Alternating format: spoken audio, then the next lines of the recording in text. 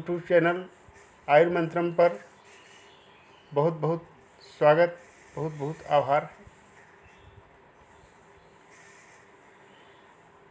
श्रोताओं, आज मैं एक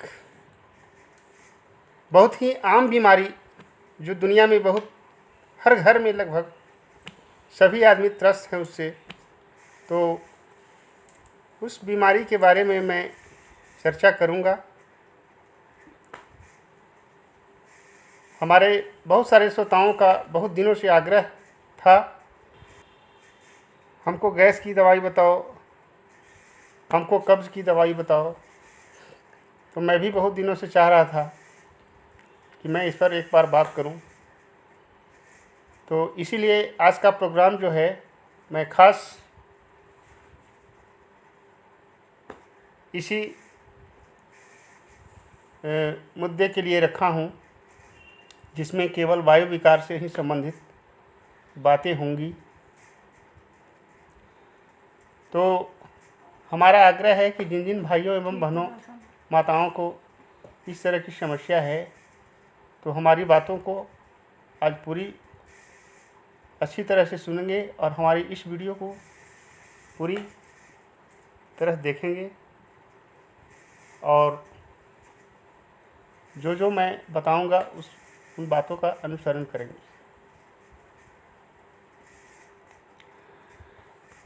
तो श्रोताओं, मैं पहले इस जो वायु विकार है, तो इसकी उत्पत्ति पर मैं बात करूंगा कि इसकी उत्पत्ति कहाँ से होती है, गैस होता क्यों है पेट में, इसका कारण क्या है। सबसे पहले मैं इस मुद्दे पर बात करूंगा, उसके बाद मैं निदान पर बात करूंगा।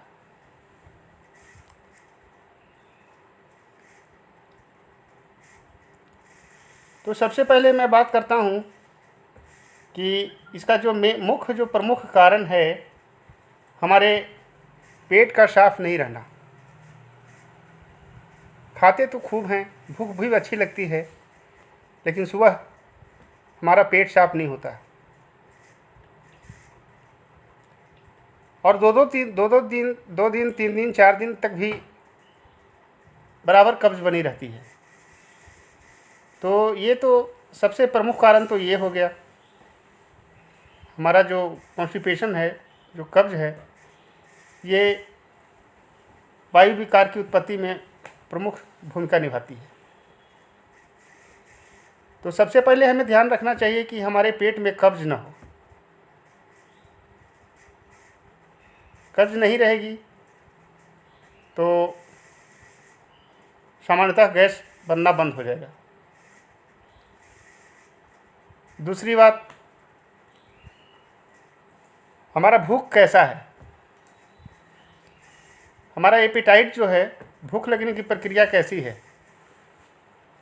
बिना भूख लगे हुए ही खा रहे हैं या भूख लगने पर खा रहे हैं, भूख कम लगता हो, भूख ज़्यादा लगता हो, इस चीज़ पर हमारा ध्यान जो है देना चाहिए। क्योंकि भूख अच्छी लगेगी तभी हमारा डाइजेशन जो है सो सही होगा। भूख नहीं लगेगी तो प्रॉपर वे में जो डाइजेशन होना चाहिए वो नहीं होगा। अगर भूख नहीं लग रही है तो उसके कारण पर जाना चाहिए। कुछ टेस्टेज वगैरह हमारे यहाँ हैं या आपके अपने जो नज़दीकी वैद्यगण हैं, आप उनके यहाँ परीक्षण करा के अपने कुछ हमारे जो लीवर से संबंधित जो जांच हैं, आपका बिलीरुबिन हो गया, SGPT, SGOT और भी अनेक तरह के कई तरह के हैं, तो जो जांच है उसको करा के एक बार देख लेना चाहिए कि हमारे लीवर में जो है एंजाइम की स्थिति क्या है। तो वो ठीक है। अगर मान ली कि कोई किसी तरह का दिक्कत है तो उसके हिसाब से औषधि का प्रयोग करना चाहिए।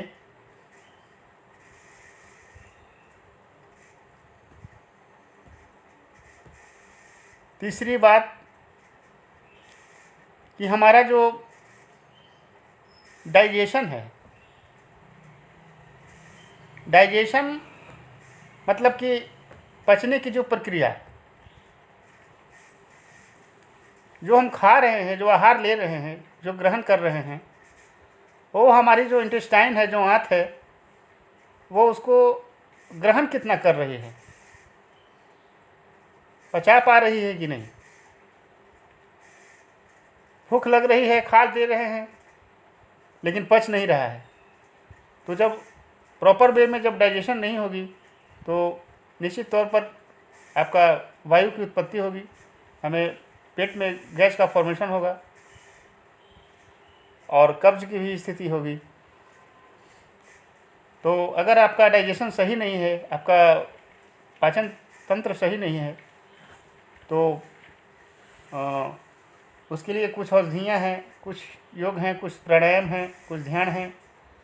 तो उसको अपना कर आप अपना डाइजेशन जो है उसे सही कर सकते हैं, जिसके माध्यम से आप अपने जो पेट के जो वायु विकार हैं तो इसको आप ठीक कर सकते हैं।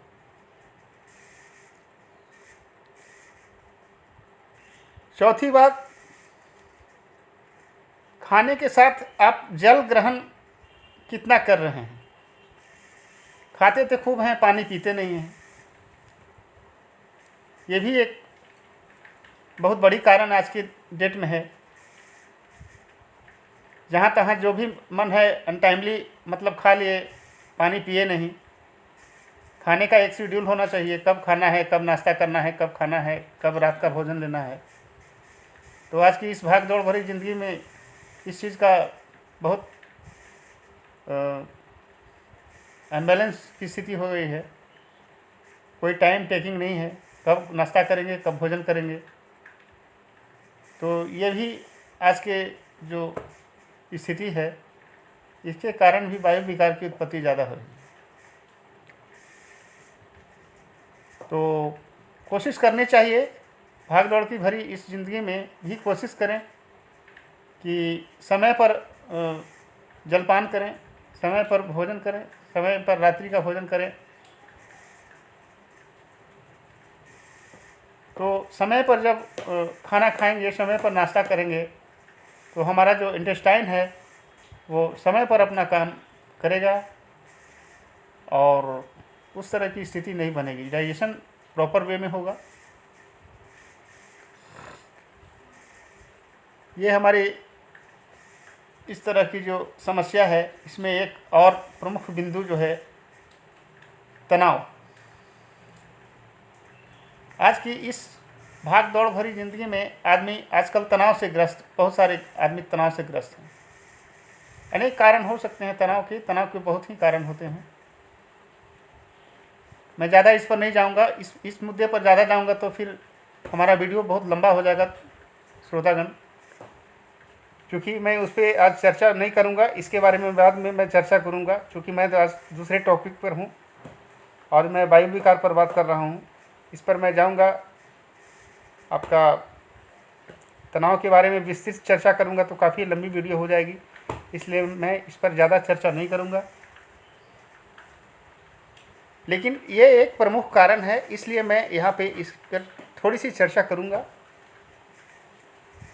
कि आप अपने जीवन में जो है समतुल्यता बनाए रखिए, समता बनाए रखिए। तनाव तो हर कोई को है, जिसके चलते इस तरह की स्थिति होती है। तो कोशिश करें अपने तरफ से कि तनाव ना लें, ज़्यादा तनाव ना लें और योग का अभ्यास करें, योगाभ्यास करें, प्राणायाम करें, मेडिटेशन करें। ये आपका तनाव को कम करने का एक बहुत ही अच्छा तरीका है, जिसे आप अपने शारीरिक एवं मानसिक तनाव को कम कर सकते हैं।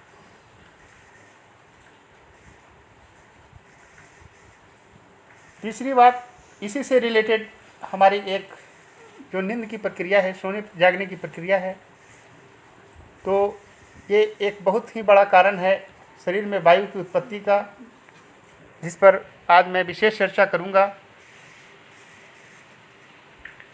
आज के इस लाइफ स्टाइल में इस भाग दौड़ भरी ज़िंदगी में सोने और जागने की कोई निश्चित टाइमिंग नहीं रह गई।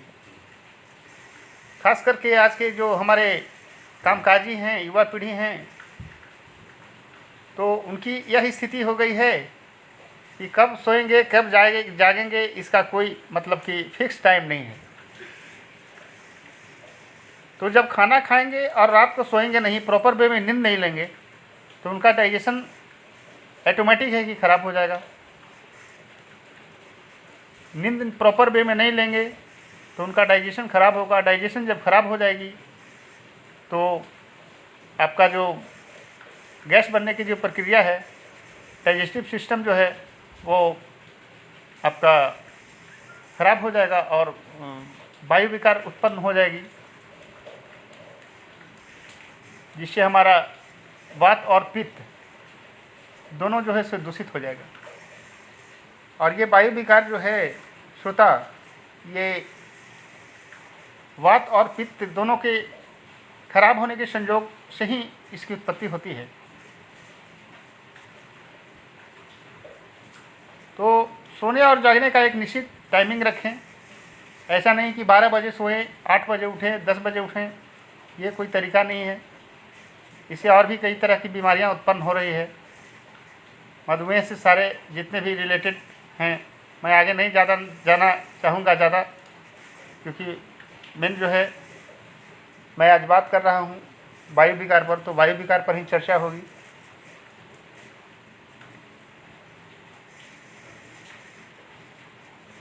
तो अब जो है कारण तो मैं आपको लगभग सारे बता दिए। जो सामान्य कारण हैं ये तो अपने चर्चा में मैं सारा बता ही दिया। अब मैं खान पान पर चलता हूँ।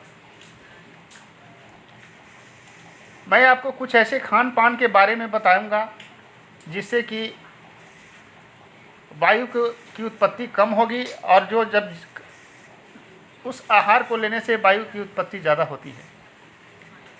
जैसे आज के परिवेश में नॉनवेज का इस्तेमाल बहुत ज़्यादा हो रहा है। नॉनवेज जो अभक्ष्य आहार है, जो प्राणी के लिए, मानव के लिए बना ही नहीं है, तो उसको, उस अभक्ष्य चीज़ को लोग खा रहे हैं, और जिसमें मसाले का बहुत ही ज़्यादा प्रयोग होता है, तेल और मसाले का बहुत ही ज़्यादा प्रयोग होता है।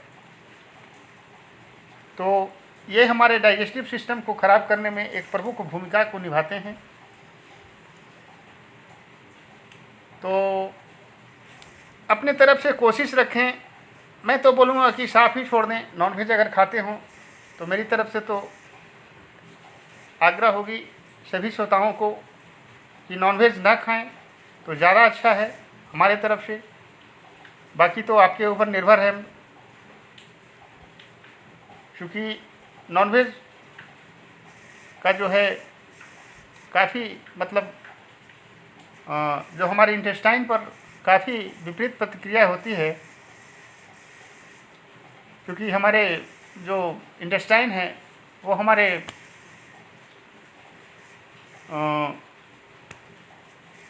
वेज मतलब कि शाकाहारी भोजन के लिए जो हमारा इंटेस्टाइन जो तैयार हुआ है, जो नेचुरली जो इंटेस्टाइन हमारा जो पाचन तंत्र के जो सिस्टम है, वो फल फूल दूध वगैरह जितने भी हमारे सात्विक जो आहार हैं उसको पचाने के लिए हमारा इंटेस्टाइन जो है अनुकूल होता है। और जो मांसाहार जो होता है वो हमारे जो जानवर लोग होते हैं, कुछ जो मांसाहारी जानवर होते हैं, उनके लिए बना होता है।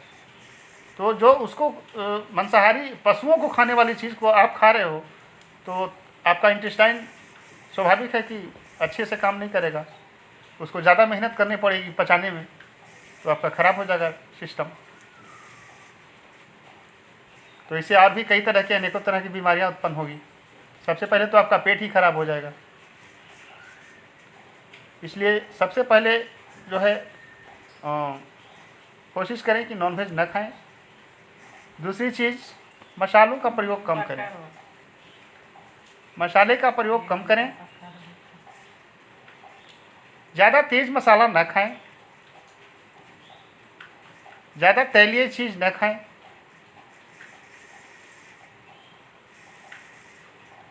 तीसरी एक प्रमुख जो बिंदु है, मैं इस पर थोड़ी बात करना चाहूँगा कि पानी पीने की प्रक्रिया, ये भी एक वायु विकार का प्रमुख कारण होता है। खाना खाने के बाद बहुत से लोगों को आदत होता है कि 2 लोटा 3 लोटा पानी पी लेते हैं, 4-5 गिलास पानी पी लेते हैं। तो एक बहुत ही ये अच्छी बात नहीं है। खाने के बाद मतलब कि आहार के तुरंत बाद पानी पीना ये विष के समान है।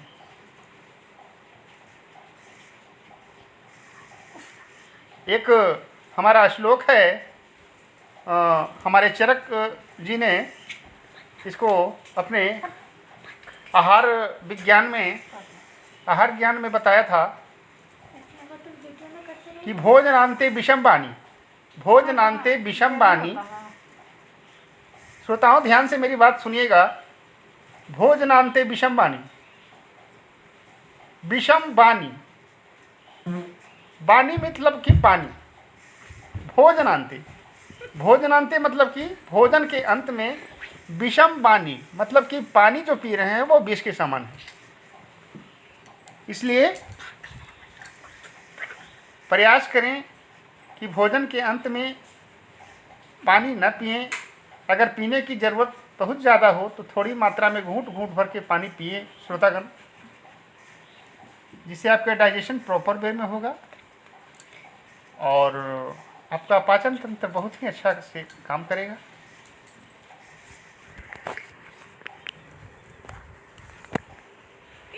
तो ये जो है पानी पीने की बात हो गई। भोजनान्ते विषम वाणी बता ही दिया आपको कि भोजन के अंत में जो पानी पिया जाता है वो विष के समान हो जाता है। तो कभी भी ना पिए। अगर आदत ऐसी है तो उसको सुधार लेना, नहीं तो आपका वायु विकार है कभी नहीं ठीक होगा। हाँ, ये कटु सत्य है, कटु सत्य है कि आपका वायु विकार बढ़ते ही चला जाएगा। तो अपनी इस आदत को यथाशीघ्र जो है सुधार लें।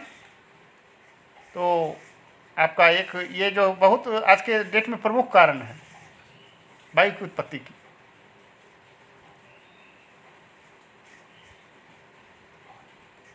तीसरी बात,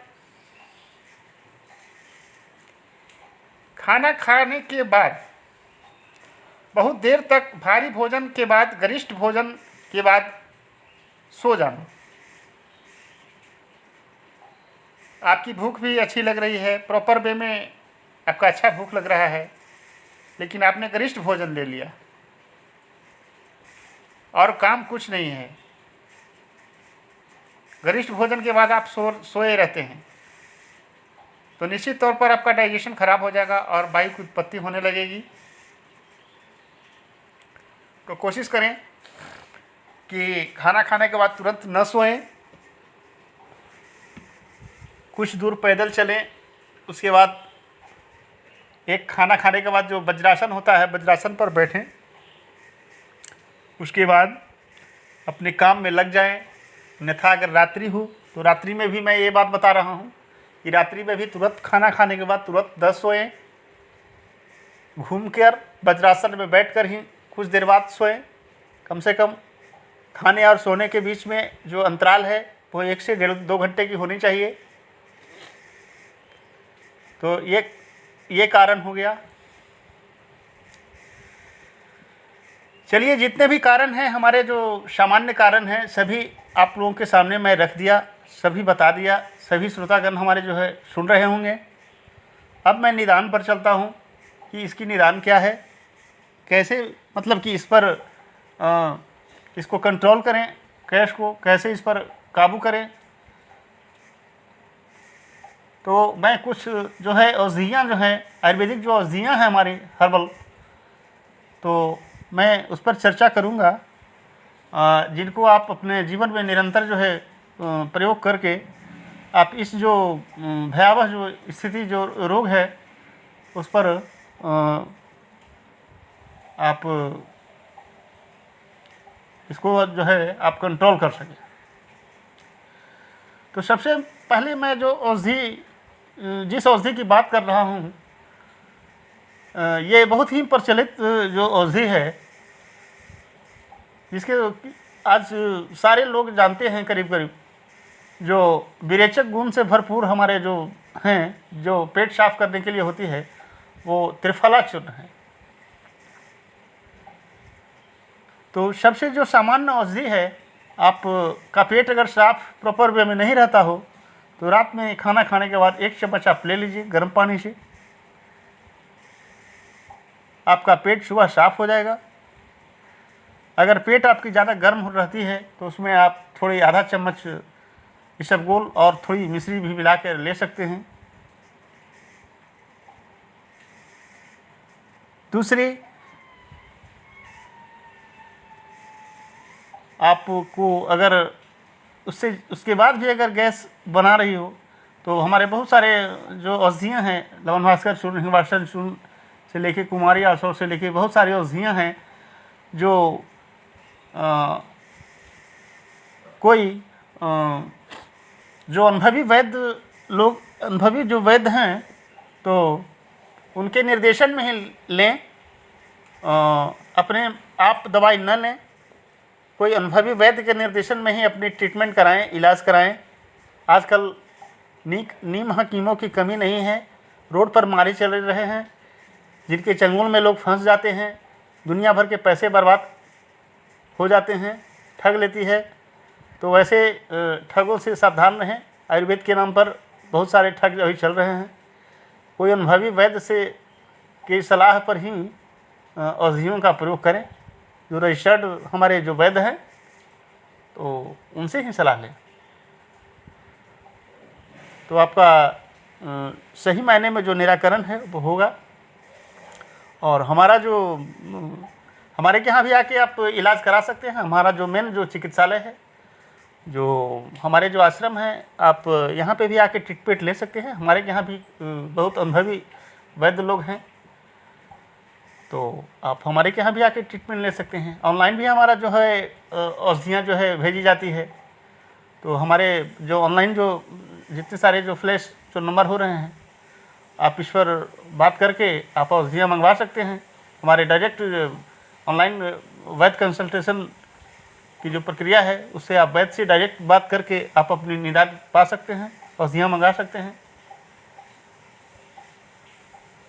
तो चलिए, इसी के साथ मैं आज का जो